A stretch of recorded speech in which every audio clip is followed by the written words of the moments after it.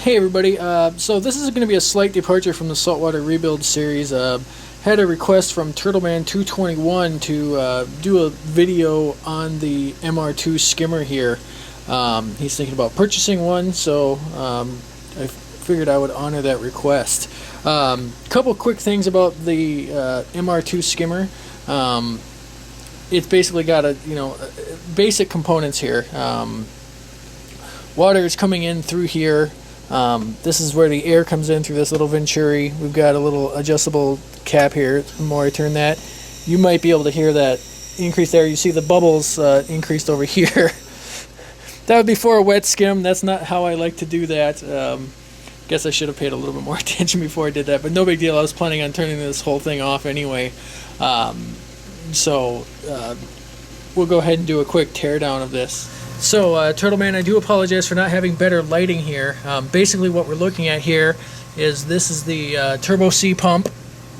This is a 1090 gallon per hour, so essentially 1100 gallons per hour. Got it feeding from the refugium, or my sump and refugium. It's coming out here through the gate valve to the pump.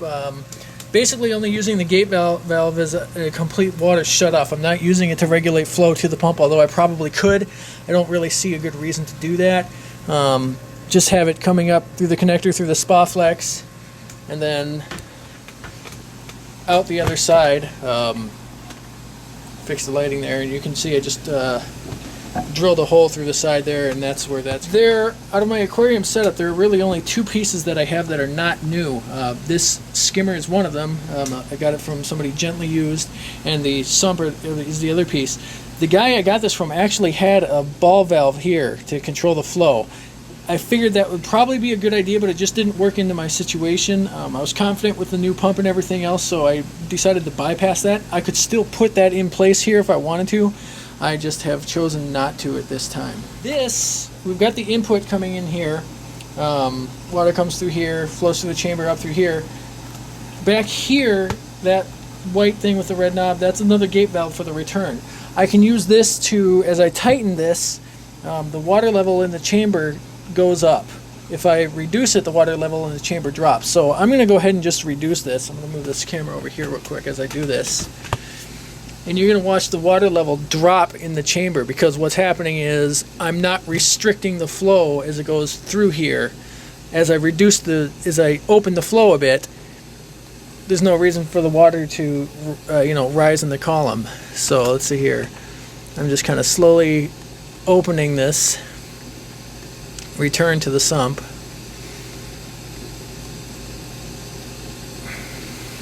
Now, one thing I really do like about this gate valve here is that it does allow very precise control of how much water is leaving, and thus the water level inside the sump. So you can really adjust it to your particular needs. You don't have to worry about presets of your pump and everything like that. This thing has more than enough flow to where I could have the pump going on full with no restriction, and this will just fly right through. So you can see the water level decreasing. Okay, so now basically you see the water flowing. I'm going to turn the air intake off, so that should clear up here. Basically become just transparent. So without any air and without any backup, the water's just flowing right through here. I'm going to go ahead and turn off the pump now and do a quick take apart on this for you, man. Okay, so at this point I have completely turned off the pump. The water is just draining out through the base module here. And I'll go ahead and do a quick take apart. Now, one thing I do have on here I didn't focus on is you can see this drain pipe right here. That's just flowing down underneath into, I don't know if you'll be able to see it, but there's a milk jug down there. That's where the water goes. I can just empty that whenever I want. I have not had an issue with that even getting 1/5 full. I check it every day, and we're good to go on that.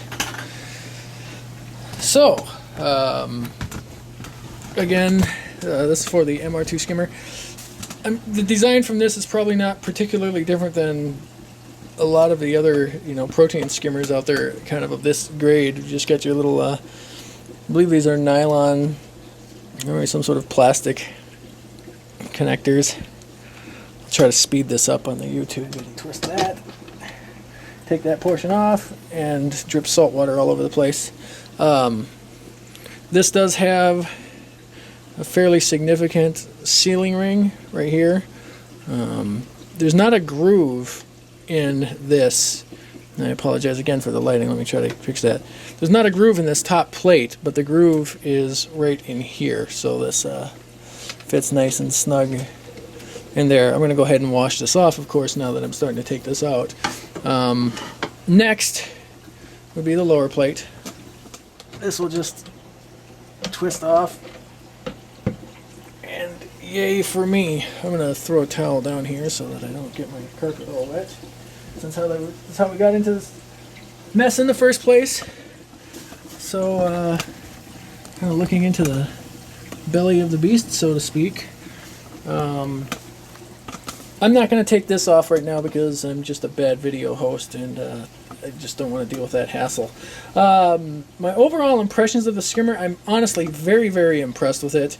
I know I'm not getting a lot of skim it out right now, but again, I think that's because I have a very light bio load right now. I do not have very many fish in the aquarium at all. I've got a cleaner crew in there, 50 hermit crabs that's taking care of everything.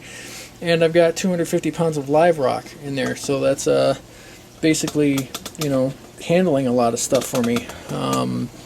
So I hope that helps you, Turtle Man. If you have any other questions, let me know. I'm going to go ahead and clean this up and then put it back together.